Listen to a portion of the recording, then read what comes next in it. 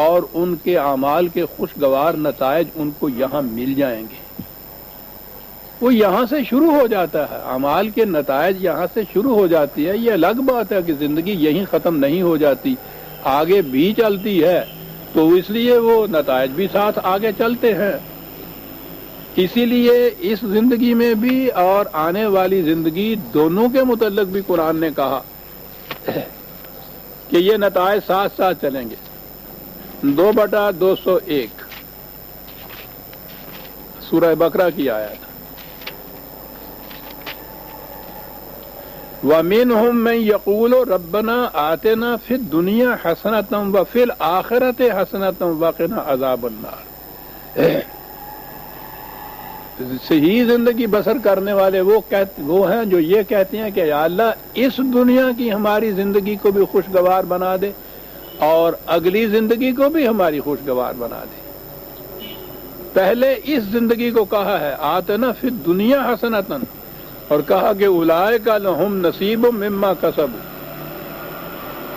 ان کو ان کے اعمال کے مطابق نتائج ملیں گے. اور آگے ہے واللہ سریع الحساب، ہم تو بہت جلد حساب کر دیتے ہیں.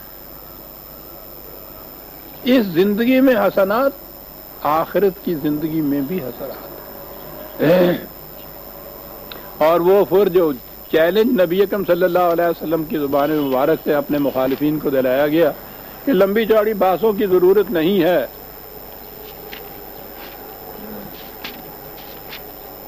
میں نے جو کچھ تم سے کہنا تھا کہہ دیا، جو سمجھانا تھا سمجھا دیا. اور اس کے بعد قل یا قوم اعملوا علی مکانتکم انی عامل. اب یہ ہے کہ تم اپنے پروگرام کے مطابق کام کرو، جو تم کہتے ہو کہ یہ ہے صحیح پروگرام میں اس میں دخل نہیں دوں گا، مجھے میرے پروگرام کے مطابق کام کرنے دو، اس میں تم دخل نہ دینا. تو پھر کہا اس کے بعد فَسَوْفَ تَعْلَمُونَ مَنْ تَكُونَ لَهُ عَاقِبَةُ الدَّارِ، جلدی معلوم ہو جائے گا کہ کس کا دعویٰ سچا تھا اور کس کا دعویٰ جھوٹا تھا. یہ تو عملی نتائج پیدا کرنے والی بات ہے. تم کام کرو اپنے پروگرام کے مطابق، اپنا نظام جیسا تم کہتے ہو کہ یہی صحیح نظام ہے، چلو قائم کرو، میں کچھ نہیں کہتا، مجھے میرا نظام قائم کرنے دو. اور اس کے بعد نتائج خود بخود بتا دیں گے کہ کون سچا تھا اور کون جھوٹا تھا. تو وہ تو یہاں کی ساری باتیں ہو رہی ہیں. 6/136 اور یہی متعدد مقامات پر آیا ہے. یہ 11/93 اور 39/39. ان آیات میں یہی کہا گیا ہے کہ تم اپنی جگہ کام کرو، مجھے اپنی جگہ کام کرنے دو. اور فوراً اس کے بعد پتہ چل جائے گا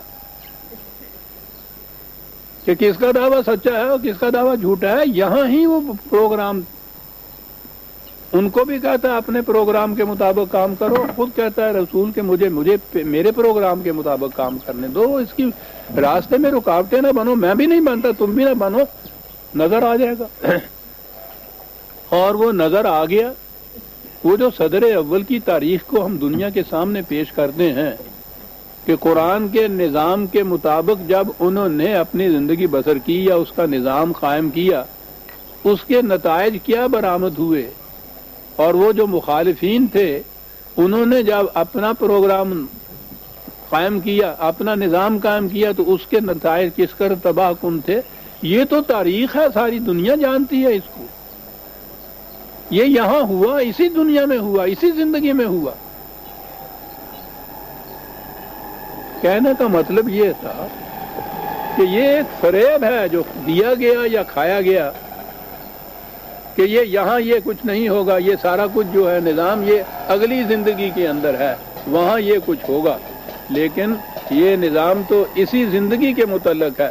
عزیزان من سوچ رکھیے کہ اگر یہ دو بنیادی اصول دنیا میں نظام کے ہوں کہ کوئی کسی دوسرے کی محنت کا استحصال، سلب اور نہب اور ایکسپلائٹیشن نہ کر سکے، جو محنت نہیں کرتا اسے کچھ نہ مل سکے، محنت والے کو اس کی محنت کا پورا پورا بدلہ ملے، معاوضہ سرمایہ کا نہیں محنت کا ہو، اور دوسری طرف کوئی کسی دوسرے کی ذمہ داری، اپنی ذمہ داری کسی دوسرے کے سر کے اوپر نہ لاد سکے، اپنی اپنی ذمہ داری خود پوری کرے۔ یہ دو ہی اصول اگر دنیا کے اندر قائم ہو جائیں، کوئی نظام جو ان دو اصولوں کو لے کر قائم ہو جائے، آپ سوچئے کہ یہ زندگی جنت کی بن جائے گی یا نہیں۔ اور یہی تو تھا جو حضور نے فرمایا تھا کہ مجھے میرے پروگرام کے مطابق کام کرنے دو، پھر دیکھو نتائج کیا نکلتے ہیں۔ اور لمبی چوڑی بات کی نہیں ہے، اگلی آیت میں تو بات صاف ہوگی کہ وَأَنَّ سَعْيَهُ سَوْفَ يُرَىٰ، ہر محنت کرنے والا اپنے محنت کا نتیجہ فوراً دیکھ لے گا، جلدی دیکھ لے گا، سامنے آ جائے گا اس کے، اگر یہ نظام قائم ہو گیا تو۔ ثُمَّ يُجْزَاهُ الْجَزَاءَ الْأَوْفَىٰ، ہر محنت کش کو اس کی محنت کا بدلہ پورا پورا بدلہ مل جائے گا، کوئی اس میں سے کچھ ہضم نہیں کر سکے گا۔ یہ اگلی آیتیں خود بتاتی چلی جا رہی ہیں، جن کے متعلق کہا کہ قیامت میں ایسا ہوگا، یہاں سب ایکسپلائٹیشن ہوتی جائے گی، سلب و ناب ہوتا چلا جائے گا۔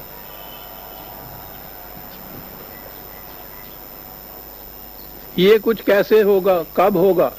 وَأَنَّ إِلَىٰ رَبِّكَ الْمُنتَهَىٰ، جب انجام کار تمہارا نظام جو ہے وہ خدا کے قانون کے مطابق ہوگا۔ اس آیت سے بھی ہمارے ہاں یہ یہاں تصوف والے آ گئے، انہوں نے بتایا یہ کہ یہ سارا یہ خدا کی ہدایت، رشد و ہدایت، قرآن، تعلیم، ساری یہ انسانی زندگی کا مقصود منتہا یہ کہ انسان کی ذات خدا کی ذات میں جا کے مل جائے گی، قصہ ختم۔ یہ جو اس کا الگ وجود ہے، الگ تشخص ہے، یہ ساری تباہیاں، ساری قیامتیں اس لیے اس پہ برپا ہو رہی ہیں۔ منتہا یہ ہوگا کہ یہ انسان کی ذات خدا کی ذات کے اندر جا کے مل جائے گی۔ آپ کو کئی دفعہ میں نے یہ کہا ہے، الفاظ اس طرح سے رائج ہو جاتے ہیں کہ کبھی اب سوچتے ہم نہیں کہ ان کے معنی کیا ہیں۔ یہ جتنے بڑے بڑے بزرگ فوت ہوتے ہیں نا، تو ان کے متعلق یہ نہیں کہتے وہ وفات پا گئے، وصال ہو گیا حضور۔ یہ وصال کے کیا معنی ہوتے ہیں؟ وصل کے کیا معنی ہوتے ہیں؟ مل جانا دوسروں کے ساتھ۔ یہ وہی تصوف ہے، یکسر قرآن کے خلاف۔ انسان کی ذات ذات خداوندی میں جا کے مل جاتی ہے۔ چلیے قصہ ختم، اعمال، اس کا نتیجہ، جزا، سزا، یہ سارا قصہ ہی ختم۔ تو اس میں جا کے ذات خداوندی میں مل جاتی ہے۔ اور یہ وصال ہوا، تو وصال تو آپ سمجھتے ہیں نا کہ کن معنی میں لیا جاتا ہے۔ تو آپ کو پتا ہے یہ عرس کیا ہوتا ہے؟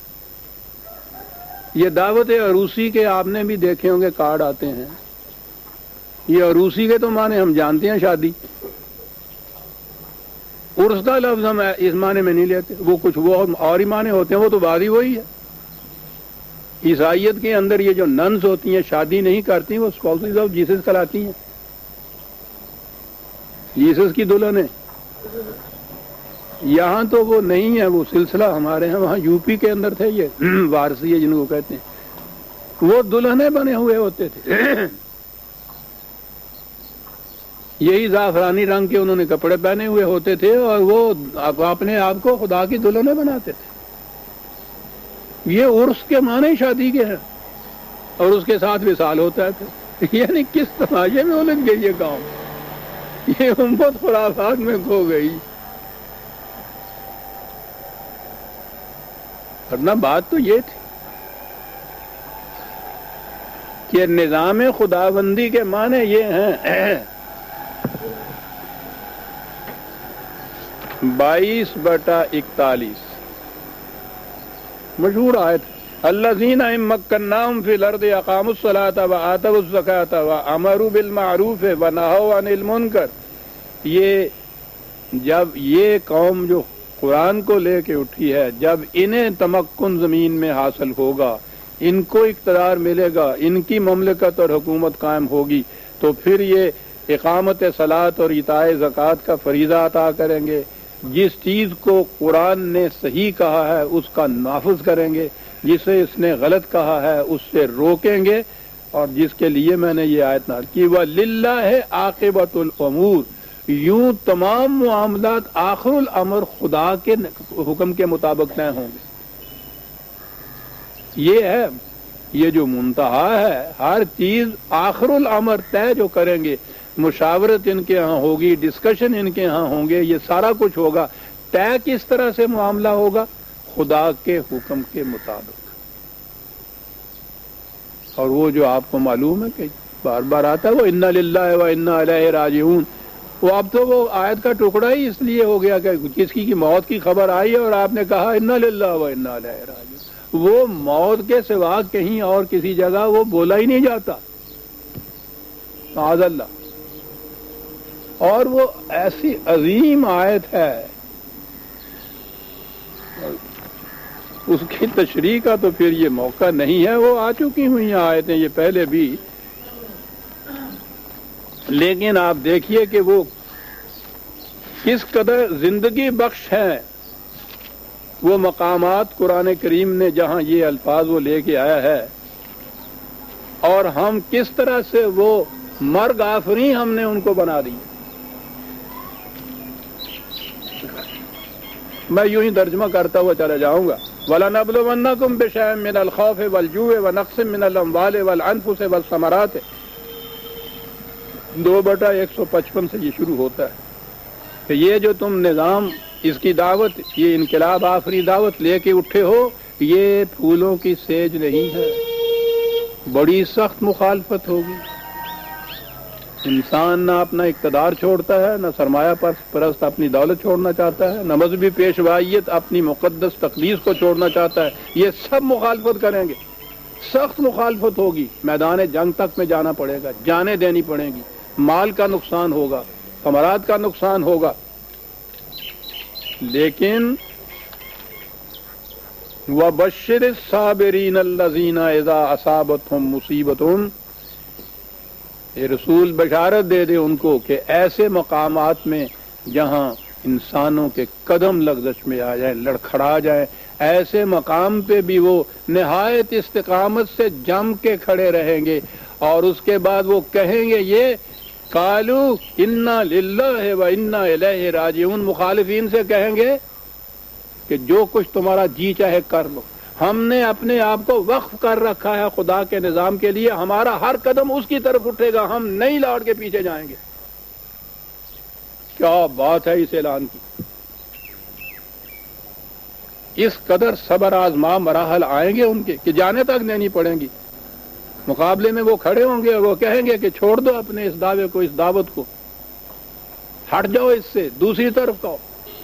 کہا کہ بشارت دے دو اے رسول ان کو کہ ایسے جہاں کا مراحل میں بھی ان کے پاؤں میں ذرا لغزش نہیں آئے گی، اور وہ انہیں للکار کے کہہ دیں گے کہ تمہیں معلوم نہیں ہے کہ ہم نے تو اپنا سب کچھ بیچ دیا ہوا ہے اس کے ہاتھ میں، ہمارا تو اپنا کچھ ہے ہی نہیں ہے، ہم تو اس کے ہو چکے ہوئے۔ اس لیے جتنی مصیبتیں آتی ہیں، جتنی تم مخالفتیں کرتے ہو، آنے دیجئے، ہمارا انا الیہ راجعون، ہم چلے اس کی طرف، جا رہے ہیں اس کی طرف، ہمارا قدم دوسری طرف نہیں جائے گا۔ وہاں آیا